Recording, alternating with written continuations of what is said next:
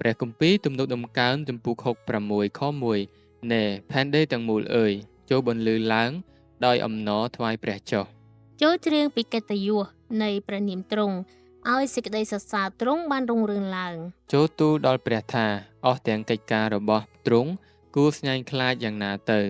ពួកខ្មាំងសត្រូវនឹងចោះចូលចំពោះទ្រង់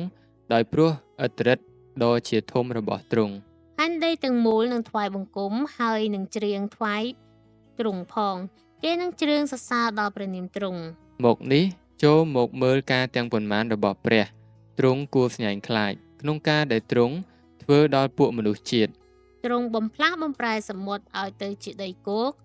គេក៏បានដើរកាត់ទន្លេទៅនៅទីនោះយើងខ្ញុំបានរីករាយដោយសារទ្រង់ទ្រង់សោយរាជជារៀងរៀបតទៅដោយសារព្រះចេស្តានៃទ្រង់ព្រះនេត្រទ្រង់រំពៃមើលអស់ទាំងសះមិនត្រូវឲ្យពួកបះបោលលើគ្នាឡើងឡើយមនាលជនទាំងឡាយអើយចូលលើកដំកើងព្រះនៃយើងរាល់គ្នាហើយបន្លឺឡើងឲ្យបានឮសេចក្តីសរសើរទ្រង់ទូទៅគឺព្រះដែលរក្សាជីវិតយើងឲ្យរស់នៅក៏មិនឲ្យជើងយើងត្រូវរអិលឡើយ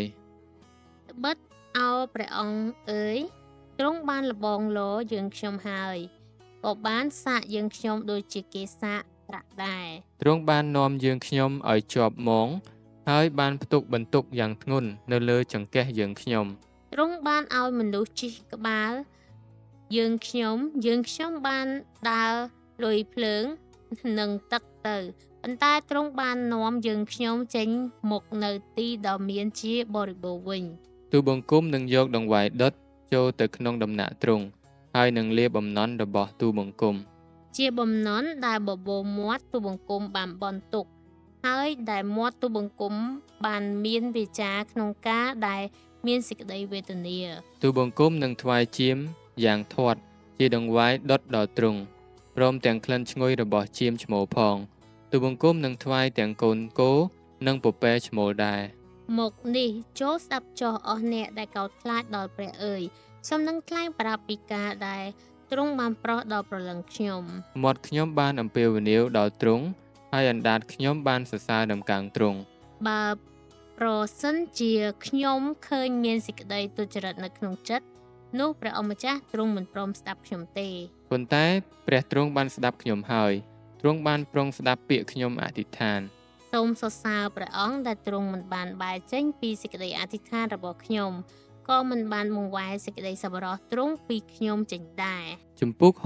67 ខ 1សូមព្រះអង្គអាណិតមេត្តាដល់យើងខ្ញុំហើយប្រទានពរផងសូមឲ្យព្រះភ័ក្ត្រទ្រង់ភ្លឺមកដល់យើងខ្ញុំដើម្បីឲ្យមនុស្សលោកបានស្គាល់ផ្លូវរបស់ទ្រង់ហើយឲ្យអស់ទាំងសាសដតីបានស្គាល់សេចក្តីសង្គ្រោះរបស់ទ្រង់ដែរអោព្រះអង្គអើយសូមឲ្យជនទាំងឡាយសរសើរដល់ទ្រង់ឲ្យជនទាំងអស់សរសើរដល់ទ្រង់សូមឲ្យអស់ទាំងនគរបានអរសប្បាយហើយច្រៀងដោយអំណរចុះត្បិតទ្រង់នឹងជំនុំជម្រះអស់ទាំងសាសដោយទៀងត្រង់ហើយគ្រប់គ្រងអស់ទាំងនគរដែលនៅផែនដីអោព្រះអង្គអើយសូមឲ្យជនទាំងឡាយសរសើរដល់ទ្រង់ឲ្យជនទាំងអស់សរសើរទ្រង់ចុះនោះដីនឹងបង្កើតផលឡើងហើយព្រះដ៏ជាព្រះនៃយើងខ្ញុំទ្រង់នឹងប្រទានពរមកយើងខ្ញុំព្រះទ្រង់នឹងប្រទានពរមកយើងខ្ញុំជាពិត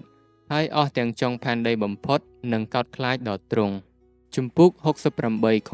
1សូមព្រះអង្គទ្រង់ឈរឡើងឲ្យពួកខ្មាំងសត្រូវទ្រង់ត្រូវខ្ចាត់ខ្ចាយទៅហើយឲ្យអស់អ្នកដែលស្អប់ទ្រង់រត់ពីចំពោះទ្រង់ចេញសូមទ្រង់បណ្ដេញគេចេញដូចជាផ្សែងត្រូវផាត់បាត់ទៅដែរសូមឲ្យពួកមនុស្សអាក្រក់វិនាសបាត់ពីចំពោះព្រះទៅដូចជាក្រមួនដែលរលាយទៅនៅចំពោះភ្លើងតែសូមឲ្យមនុស្សសុចរិតបានរីករាយសប្បាយវិញឲ្យគេបានត្រេកអរនៅចំពោះព្រះចុះសូមឲ្យគេបានរីករាយឡើងដោយសេចក្តីអំណរផងចូលច្រៀងថ្វាយព្រះចូលច្រៀងសរសើរដល់ព្រះនាមទ្រង់ចូលលើកខ្នល់ឡើងថ្វាយព្រះដែលទ្រង់ជិះយាងកាត់ទីរហោស្ថានមកទ្រង់ព្រះនាមជាយេហូវ៉ាទ្រង់លោតកញ្ឆេងនៅចំពោះទ្រង់ចុះឯព្រះដែលគង់នៅក្នុងទីលំនៅបរិសុទ្ធទ្រង់ជាឪពុកដល់ពួកកំព្រានិងជាចៅក្រមដល់ពួកមេម៉ាយព្រះទ្រង់ប្រោះមនុស្សត្រមោច ឲ្យបែកជាគ្រួសារឡើងទ្រង់នាំពួកឆ្លើយឲ្យចេញមកឯសេចក្តីចម្រើនតែពួករឹងចចេះត្រូវអាស្រ័យនៅស្រុកពួតថែងវិញ អោព្រះអង្គអើយកាលទ្រង់បានយាងចេញនាំមុខរាសទ្រង់ទៅនៅវេលាដែលទ្រង់បានយាងកាត់ទីរហោស្ថាន នោះផែនដីក៏ញ័រហើយមេឃក៏ធ្លាក់មកជាភ្លៀងនៅចំពោះទ្រង់ភ្នំស៊ីណាយក៏កក្រើកញ័រនៅចំពោះព្រះគឺជាព្រះនៃសាសអ៊ីស្រាអែល អោព្រះអង្គអើយទ្រង់បានបង្អុរភ្លៀងជាបរិបូរណ៍ក៏បានតាំងមរតកទ្រង់ដែលហេវនោះឲ្យជាប់មាន់មួនឡើង ពួកកងរបស់ទ្រង់បានអាស្រ័យនៅស្រុកនោះអោព្រះអង្គអើយទ្រង់បានផ្គត់ផ្គង់ដល់ពួកមនុស្សក្រីក្រដោយសេចក្តីសប្បុរសនៃទ្រង់ ព្រះម្ចាស់ទ្រង់ប្រទានព្រះបន្ទូលហើយពួកអ្នកដែលប្រកាសប្រាប់ដំណឹងនោះមានគ្នាច្រើនណាស់ ពួកស្ដេចនៃកងទ័ពក៏រត់គេរត់ទៅហើយពួកស្រីដែលនៅផ្ទះក៏ចែករបបគ្នា ទោះបើអ្នករាល់គ្នាបានដេកនៅកណ្ដាលក្រោយសត្វគង់តែនឹងមានស្លាបដូចជាព្រាបដែលស្រោបដោយប្រាក់ហើយរោមក៏ស្រោបដោយមាសលឿង នៅវេលាដែលព្រះដ៏មានព្រះចេស្តាបំផុតទ្រង់កំចាត់ពួកស្ដេច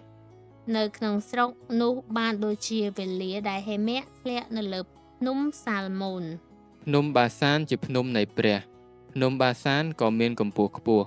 អោភ្នំដ៏មានកម្ពស់ខ្ពស់អើយហេតុអ្វីបានជាមើលដោយច្រណែនដល់ភ្នំដែលព្រះសព្វរតីយកជាទីលំនៅដូច្នេះព្រះយេហូវ៉ាទ្រង់នឹងគង់នៅភ្នំនោះអស់កលជានិច្ច អស់ទាំងរាជរដ្ឋរបស់ព្រះនោះមានចំនួន 20000 គឺទាំងពាន់ព្រះម្ចាស់ទ្រង់ក៏គង់នៅកណ្ដាលដោយក្នុងទីបរិសុទ្ធនៅភ្នំស៊ីណាយ ទ្រង់បានយាងឡើងទៅឯស្ថានខ្ពស់ទ្រង់បានចាប់ពួកឆ្លើយនាំទៅជាឆ្លើយព្រមទាំងទទួលអំណោយទានសម្រាប់ចែកឲ្យដល់មនុស្សគឺដល់ទាំងមនុស្សបះបោរផងដើម្បីឲ្យព្រះដ៏ជាព្រះយេហូវ៉ាបានគង់នៅជាមួយនឹងគេ សូមឲ្យព្រះម្ចាស់បានប្រកបដោយព្រះពរដែលទ្រង់ទទួលយកបន្ទុកយើងខ្ញុំរាល់ថ្ងៃគឺជាព្រះដ៏ជាទីសង្គ្រោះដល់យើងខ្ញុំ ព្រះទ្រង់ជាព្រះដែលប្រោសឲ្យយើងខ្ញុំរួចហើយសេចក្តីរួចពីស្លាប់ក៏ស្រេចនៅព្រះយេហូវ៉ាជាព្រះអម្ចាស់ដែរ តែព្រះទ្រង់នឹងវាយបំបែកក្បាលពួកខ្មាំងសត្រូវទ្រង់និងស្បែកក្បាលរបស់អស់អ្នកដែលចេះតែដើរក្នុងសេចក្តីកំហុសរបស់ខ្លួនដែរ ព្រះអម្ចាស់ទ្រង់មានបន្ទូលថាអញនឹងនាំគេត្រឡប់មកពីស្រុកបាសានអញនឹងនាំគេឲ្យវិលពីបាតសមុទ្រមកវិញ ដើម្បីឲ្យឯងបានជន់ឈ្លីគេ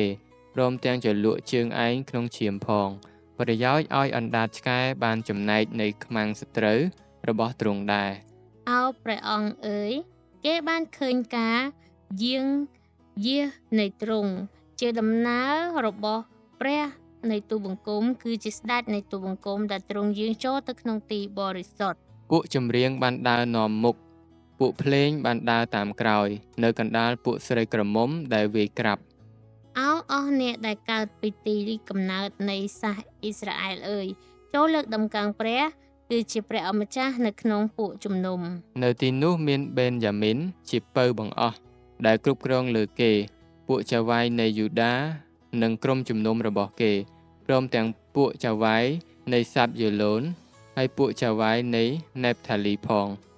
ព្រះនេះឯងទ្រង់បានបង្គាប់ឲ្យផ្ដល់កម្លាំងដល់ឯង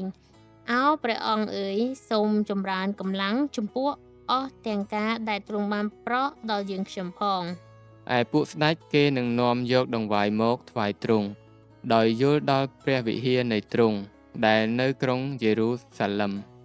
សូមស្ដីបន្ទោសដល់សត្វដែលនៅកណ្ដាលដើមត្រែងនិងវងគោឈ្មោលព្រមទាំងកូនគោនៃសាសទាំងឡាយផងឲ្យគ្រប់គ្នាមកក្រាបចុះថ្វាយប្រាក់ទាំងដុំទ្រង់បានកំចាត់កំចាយអស់ទាំងសាសដែលពេញចិត្តនឹងការសឹកសង្គ្រាម ពួកអ្នកធំនឹងចេញពីស្រុកអេស៊ីបមកឯស្រុកអេធីយ៉ូពីនឹងប្រញាប់ស្រវាដៃទៅឲ្យព្រះដែរ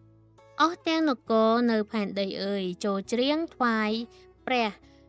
អោចូលច្រៀងសរសើរដល់ព្រះអម្ចាស់ចុះ គឺដល់ព្រះដែលទ្រង់យាងលើផ្ទៃមេឃនៃអស់ទាំងជាន់ផ្ទៃមេឃដ៏នៅតាំងពីបុរាណមក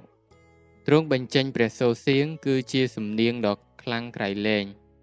ចូលសរសើរថាព្រះទ្រង់មានព្រះចេស្តាឫទ្ធានុភាពនៃទ្រង់ក្របលើសាសអ៊ីស្រាអែលហើយព្រះចេស្តាទ្រង់ក៏នៅលើផ្ទៃមេឃ អោព្រះអង្គទ្រង់គួរស្ញែងខ្លាចនៅក្នុងទីបរិសុទ្ធរបស់ទ្រង់ព្រះនៃសាសអ៊ីស្រាអែលទ្រង់ប្រទានកម្លាំងនិងអំណាចដល់រាជទ្រង់សូមឲ្យព្រះបានប្រកបដោយព្រះពរចុះ